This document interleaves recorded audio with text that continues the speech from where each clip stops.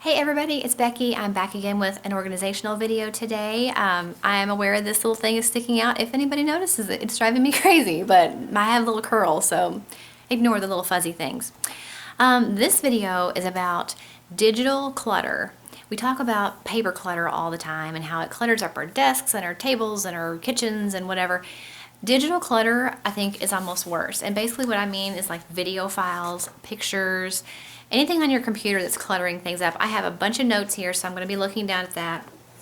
And I want to really go over this with you because this has been a horrible journey I've had to go through to try to organize my pictures and my videos. So I thought I would share some tips and tricks that I learned along the way.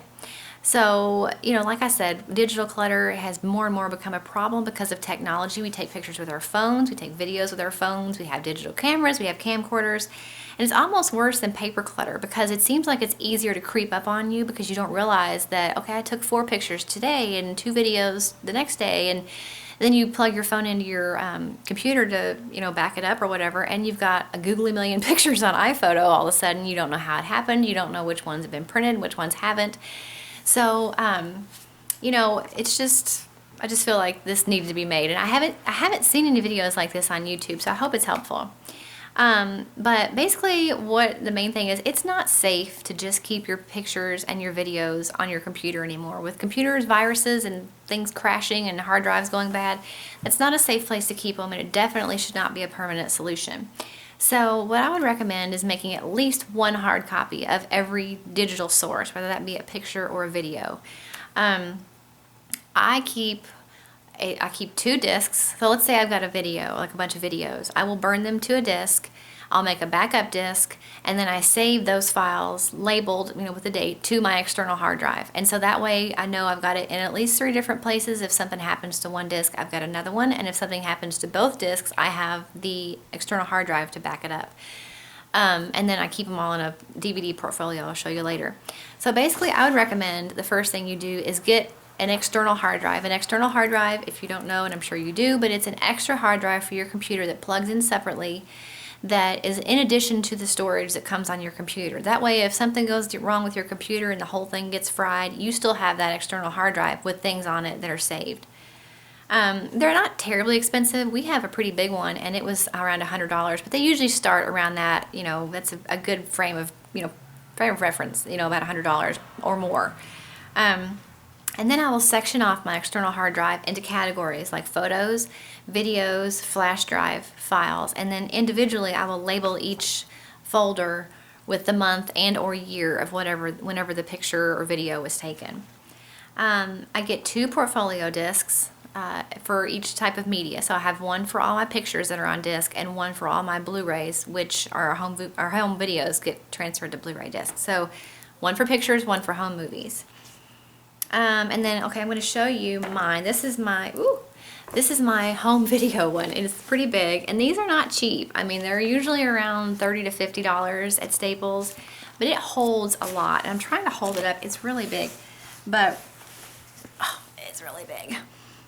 But I keep all those in there, and let me show you. I've actually spent the better part of this year converting old camcorder tapes to disc, which has been no small chore, let me tell you, because we had one that used the little tapes, and then the next camcorder we used the little discs, and so I've been in the process of doing that, and I've been wanting to do that since my older daughter was little. I mean, because her videos were on the little mini tapes, and I don't have a VCR, I don't have the converter thing to put that little tape. It was just a mess.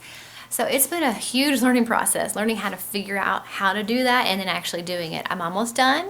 I should be done by the end of the year, if not sooner, and I'm very excited. But basically what I do is I make the 2 copies, like I said, and then I print out. Luckily, the second camcorder, I had already labeled what was on each video. So I have the dates and what is on each disc, and I just cut it into a little piece and slip it into the portfolio pocket, and that way it's labeled. You can buy the disc label software where you can make professional looking labels. I haven't done that yet. It's one step at a time. I might do that down the road. But then I just put the little piece, the little card inside with each disc, so I have the date written on the disc, and then I know what's on each disc. So that's my portfolio for my home videos. And then I feel like as part of your weekly cleaning, you need to back up your phones, back up your flash drives, your cameras, and your camcorders to your external hard drive. And my battery's going dead. Awesome. And if it's not possible to convert them to disk right then I definitely feel like you need to back them up at least to your external hard drive, if you aren't going to print them or convert them. If you don't label them, oh wait a minute, I'll skip this sentence. That makes a big deal.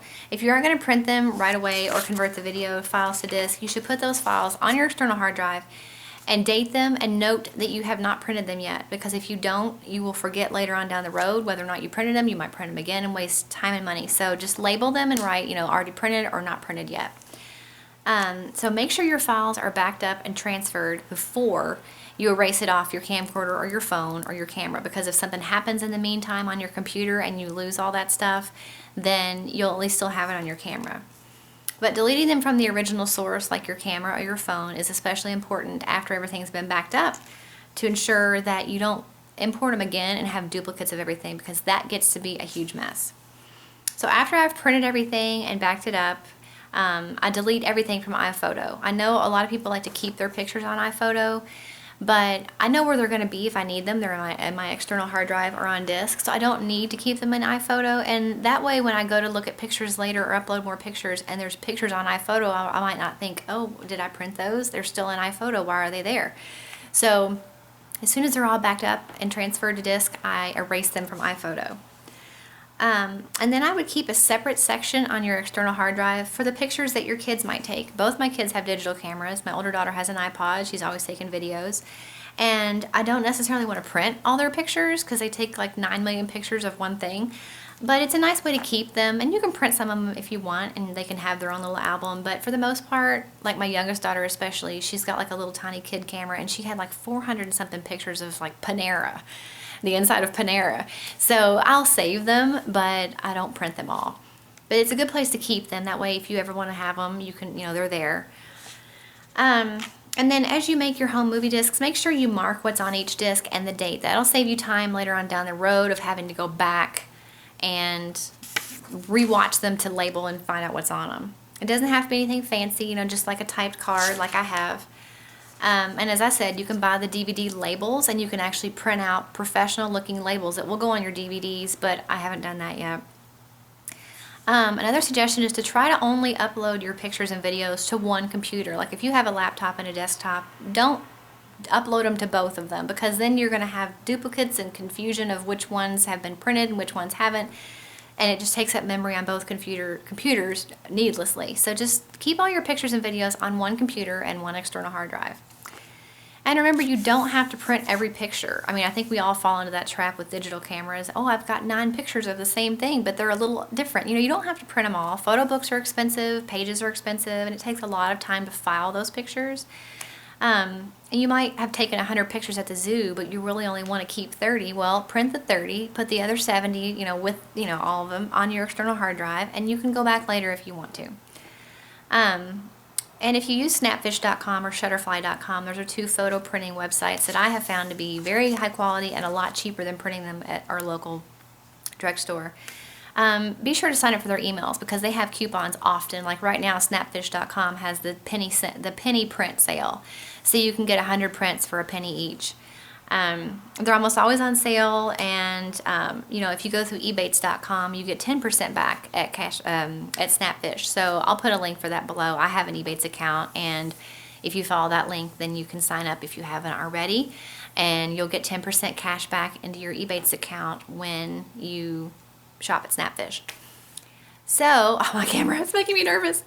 And if you have an iPhone, there are some apps that can take the pictures from your iPhone and put them into a collage, and then you can order the book.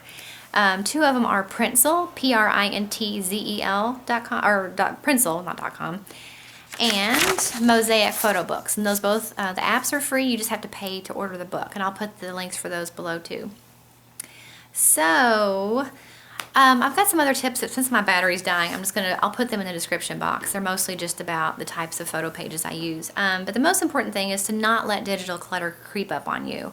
It will reproduce faster than you think, and I think that's why you should keep up on at least a weekly or every other week basis.